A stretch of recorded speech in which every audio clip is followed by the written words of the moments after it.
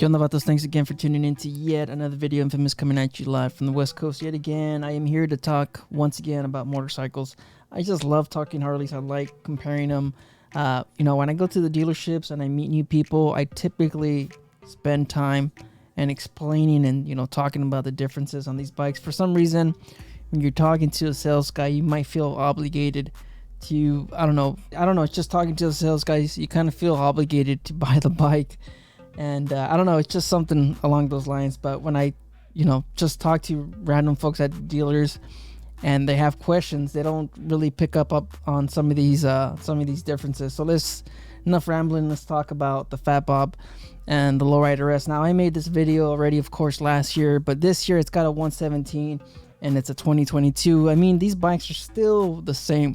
They're still the same bikes. They have the same all the features, same V-twin push rod, air-cooled V-twin, same frame, same, a lot of the things are the same. It's just the Fat Bob got new updated wheels and I believe some color changes, and that's pretty much it. The Lowrider S, of course, got a 117 and a new monoshock, so an updated an improved monoshock.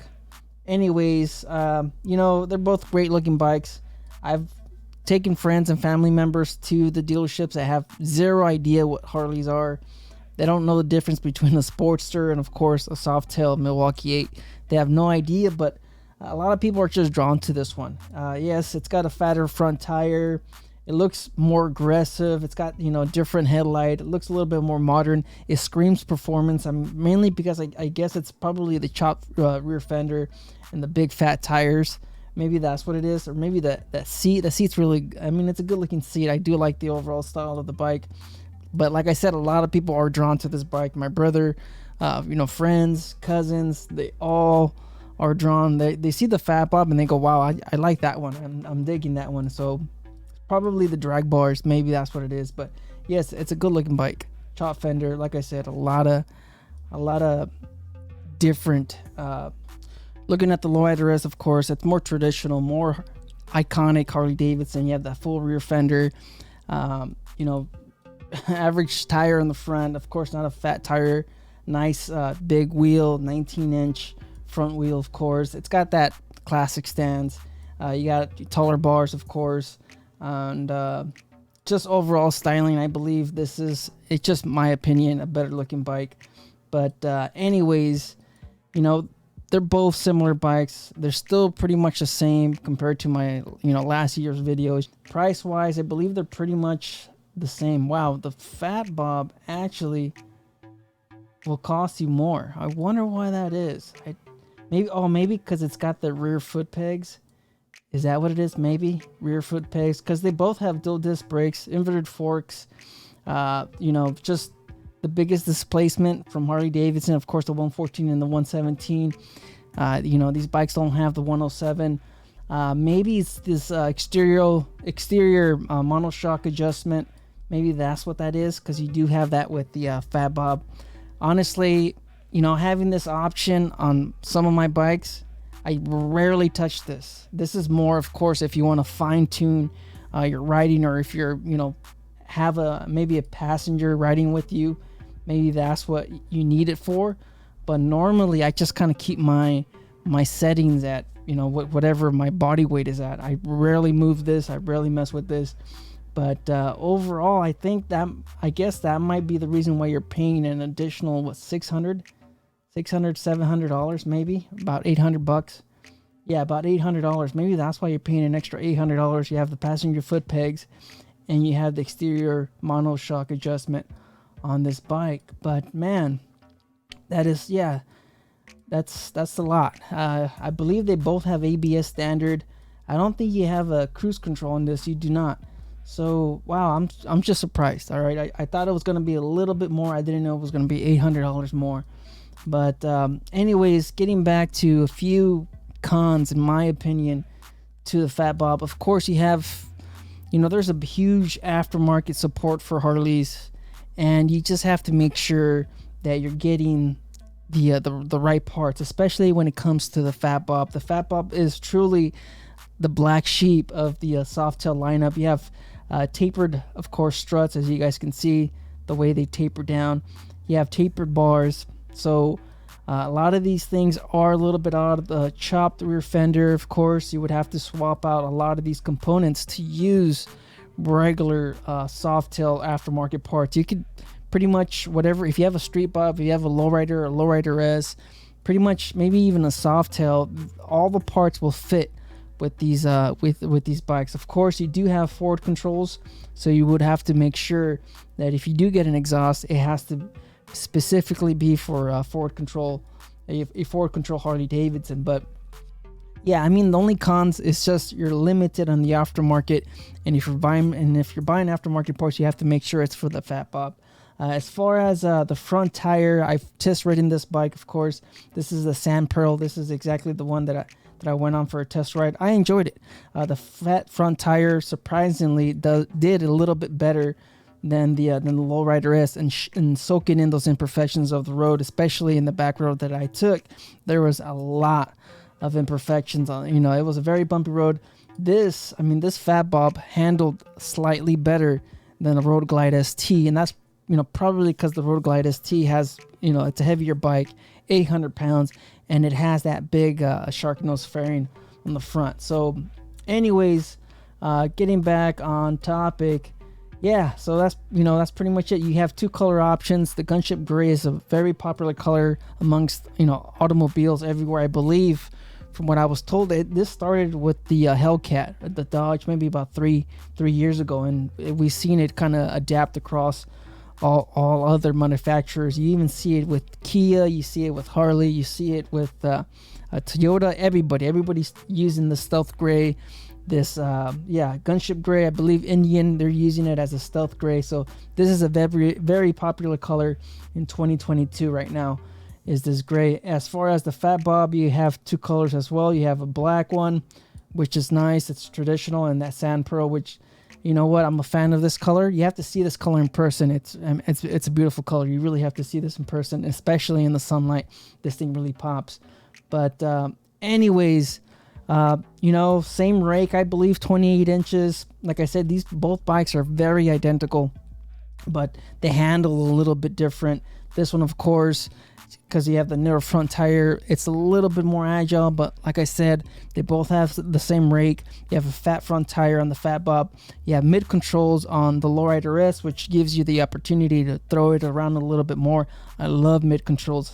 I love mid controls myself. I'm 5'7", of course, so you guys have to keep that in mind. Depending on your height, you might prefer forward controls. Anyways, let's go ahead and compare them side by side and see what Harley believes are key details between both of these bikes. Of course, color options, you have two. I prefer the lowrider S. The tank badging on the fat bob, I'm not a huge fan. I don't like the 2022 tank badging on the fat bob.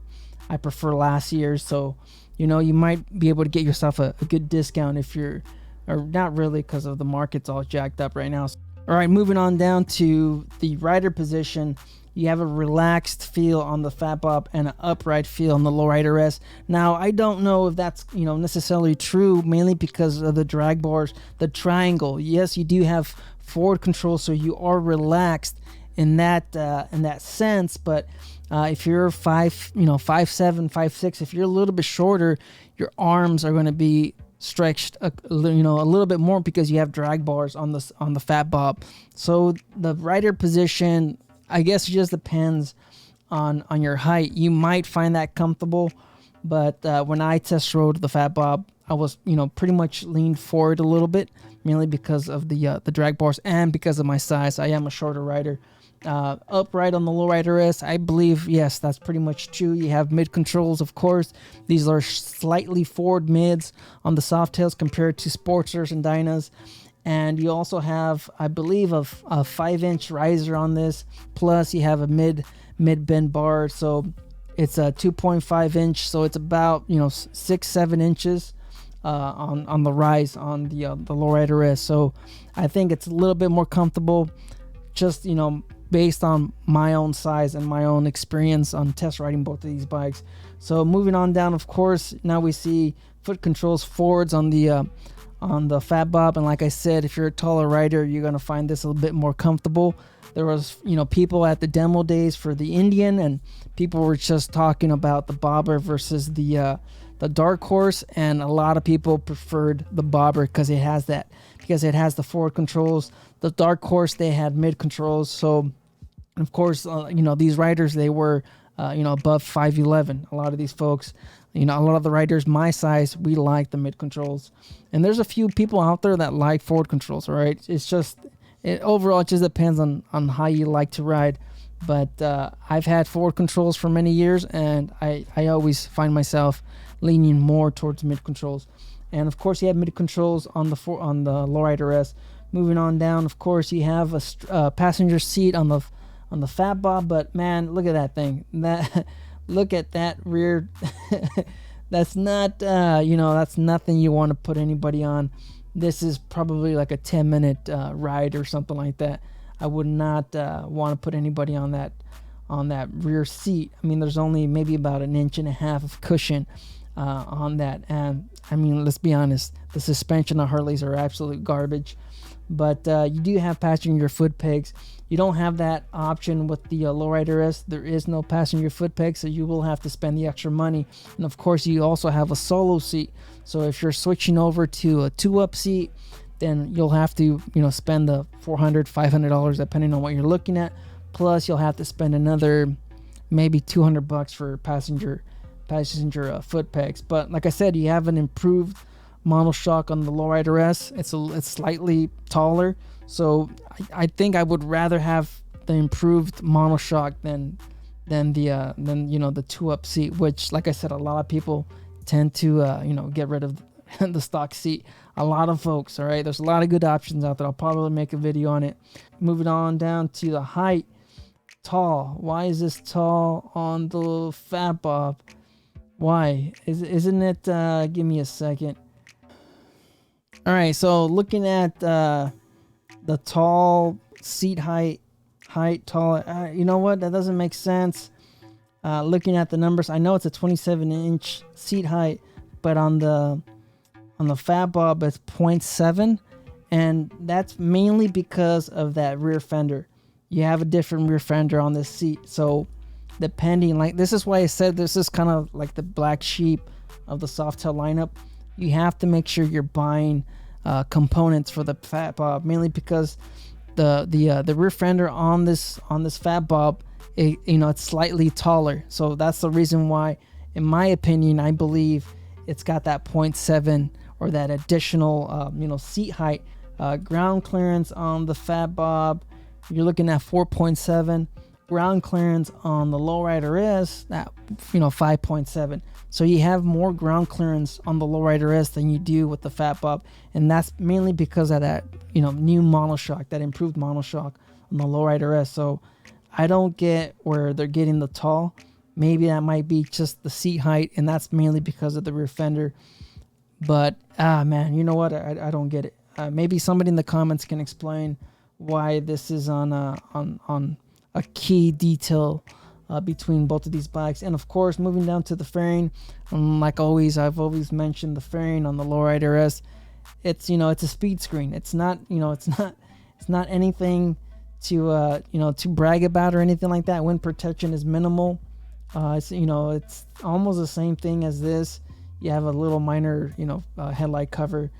Yeah, I mean that isn't a key detail, but it is. It is a style thing. So hey, if you're if you want to get something on your Fat Bob, you will have to specifically find a fairing for this headlight. I've noticed, and I've seen a lot of folks buy a Fat Bob and swap out a lot of these components, and by then you're just kind of like, why didn't you just buy a Street Bob? Yeah, just buy a Street Bob. Of course, you have inverted forks and you have dual disc brakes, so why not just buy a Lowrider S if you are switching over to a regular round 5.75 headlight. So anyways, that's just me. You guys could leave your comments down below. Overall, final thoughts, man, I would rather pay $800 less to get a better bike. That's just my opinion. I don't like these wheels. I'm not a fan of them. I'm not a fan of the handlebars, the tapered struts, the tapered handlebars. I like the headlight. You know, I think it looks pretty cool. But overall, you know, I'm not a huge fan of some of those, you know, some of those components. As far as the Lowrider S, I really like the overall design. You guys know I'm a huge fan of the Lowrider S. I'm not a huge fan of this new air breather. A lot of people in the Facebook group mentioned that their shin keeps on banging up against this, and if you have forward controls and you're taller than 5'7", you're definitely going to feel that air breather. Look how much that thing sticks out by. So I mean, I have Trask air breathers, I have S&S air breathers. I've already swapped out my own air breather quite a few times, so I'm a huge fan of the Lowrider S, and of course this is beautiful color, a lot better than that stupid crimson red from last year. So I just had to sneak that in there because a lot of people hate it. You guys just stay out there, stay safe, don't believe everything you read. Life's a risk. Get out there and ride. Later.